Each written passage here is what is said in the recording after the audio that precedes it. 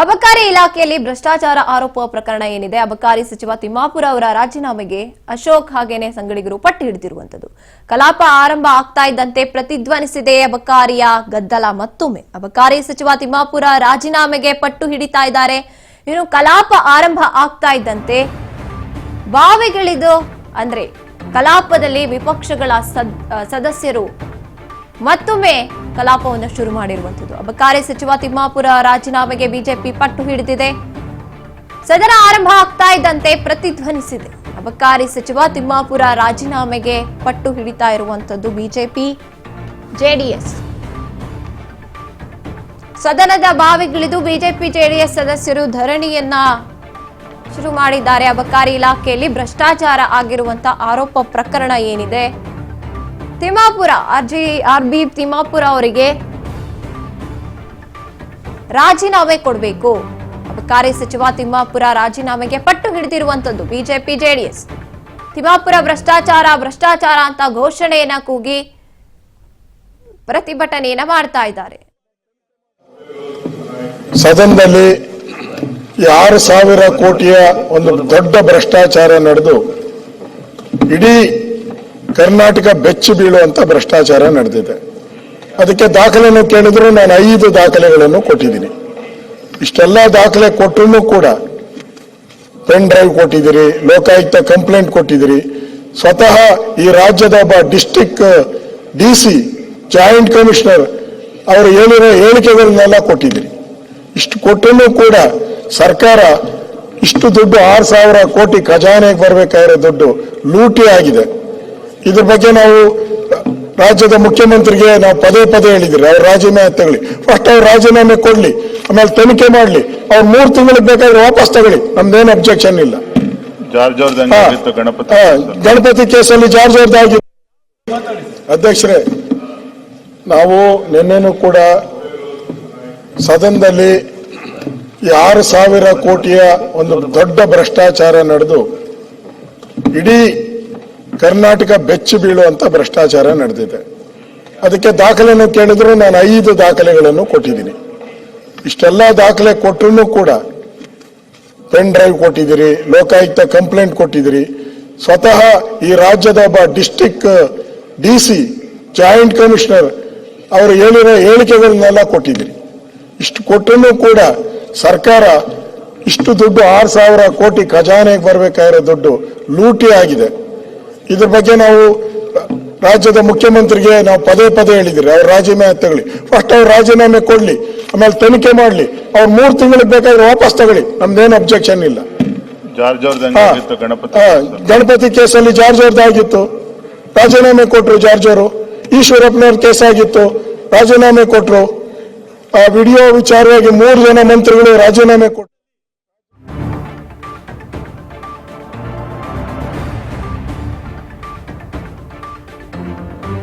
ಅಬಕಾರಿ ಸಚಿವ ಆರ್ಬಿ ತಿಮ್ಮಾಪುರ ಹೇಳ್ತಾ ಇದ್ದಾರೆ, ನಾನು ರಾಜೀನಾಮೆ ಕೊಡೋದಿಲ್ಲ. ಅವ್ರು ಹೇಳ್ದಂತೆ ನಾನು ರಾಜೀನಾಮೆ ಕೊಡೋಕ್ ಸಾಧ್ಯನೇ ಇಲ್ಲ ಅಂತಿದ್ದಾರೆ. ಅಬಕಾರಿ ಸಚಿವ ಆರ್ಬಿ ತಿಮ್ಮಾಪುರ ಅವರು ನಾನು ರಾಜೀನಾಮೆ ಕೊಡೋದಿಲ್ಲ, ಅವ್ರು ಹೇಳಿದ್ರು ಅನ್ನೋ ಕಾರಣಕ್ಕೆ ನಾನು ರಾಜೀನಾಮೆ ಯಾಕೆ ಕೊಡಬೇಕು ಅಂತ ಪ್ರಶ್ನೆ ಮಾಡ್ತಿದ್ದಾರೆ. ಇನ್ನು ರಾಜೀನಾಮೆ ಕೊಡ್ಲೇಬೇಕು ಅಂತ ಪಟ್ಟು ಹಿಡಿದು ಧರಣಿಗೆ ಮುಂದಾಗಿರುವಂತದ್ದು ಬಿಜೆಪಿ ಜೆಡಿಎಸ್.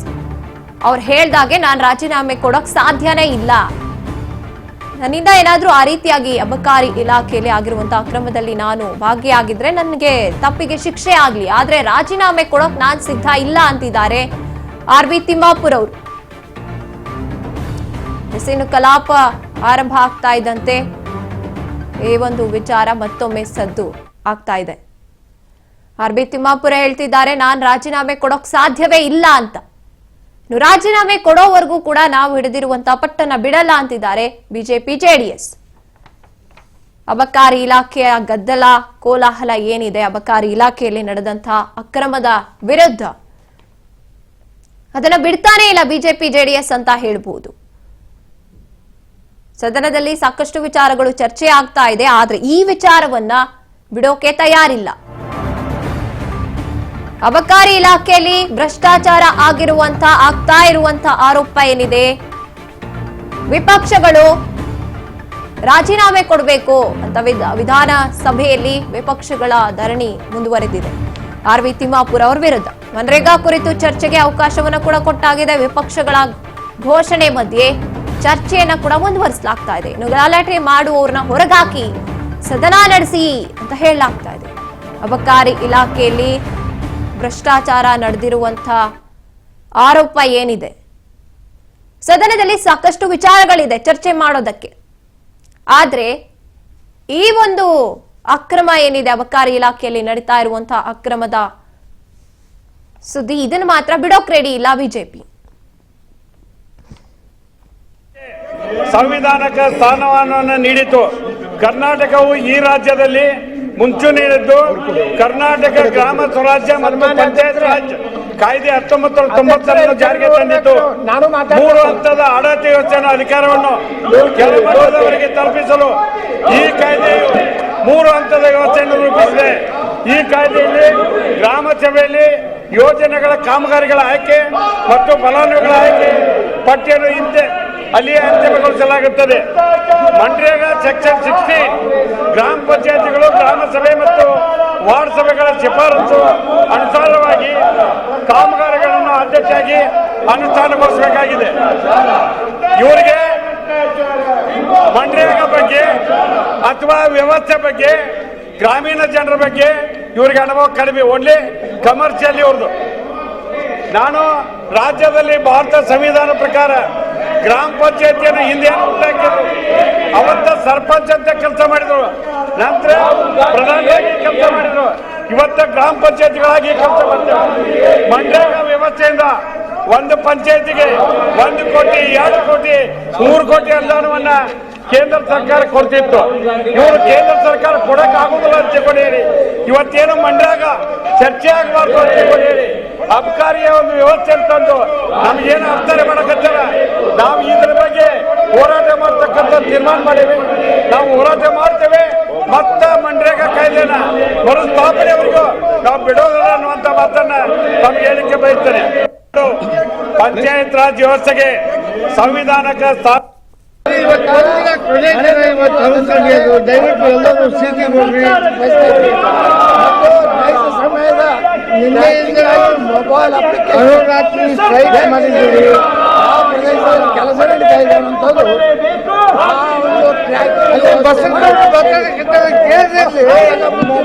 ನಿಮ್ಮ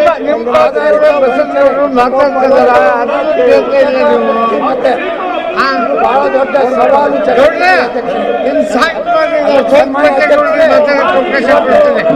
ಕಾಲಮಿತಿಯೊಳಗೆ ವೇತನ ಪಾವತಿ ಮಾತಾಡ್ರಿ. ಕರ್ನಾಟಕದಲ್ಲಿ ಮಾತಾಡ್ರಿ.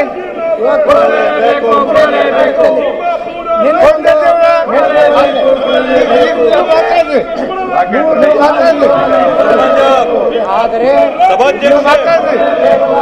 ಏನಿವತ್ತು ಮಾನ್ಯ ಮುಖ್ಯಮಂತ್ರಿಗಳು ತಂದಿರ್ತಕ್ಕಂಥ ಬಿಬಿ ದಯವಿಟ್ಟು ಎಲ್ಲರೂ ಸ್ಥಿತಿ ಕೊಡ್ರಿ. ಸಮಯದ ಮೊಬೈಲ್ ಅಹೋರಾತ್ರಿ ಸ್ಟ್ರೈಕ್ ಮಾಡಿದ್ದೀವಿ. ಆ ಪ್ರದೇಶದಲ್ಲಿ ಕೆಲಸ ನಡೀತಾ ಇದೆ ಅನ್ನೋದು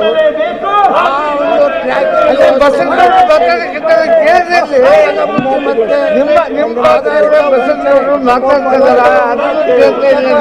ಮತ್ತೆ ಬಹಳ ದೊಡ್ಡ ಸವಾಲು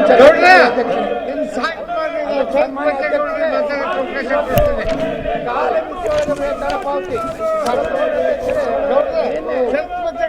ಮಾತಾಡ್ರಿ. ಕರ್ನಾಟಕದಲ್ಲಿ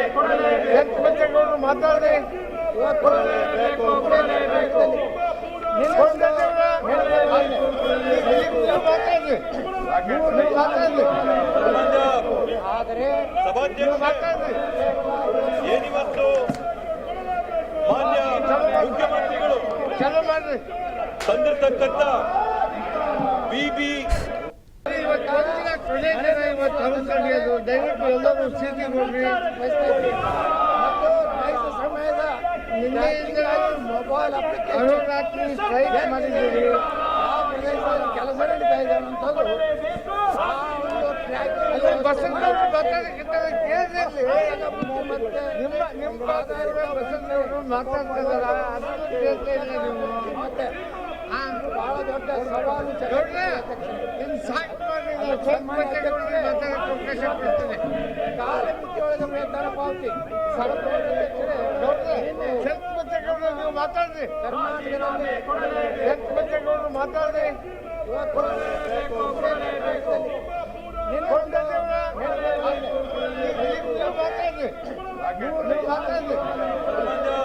ಆದರೆ ಏನಿವತ್ತು ಮಾನ್ಯ ಮುಖ್ಯಮಂತ್ರಿಗಳು ಚಲೋ ಮಾಡ್ರಿ ತಂದಿರತಕ್ಕಂತ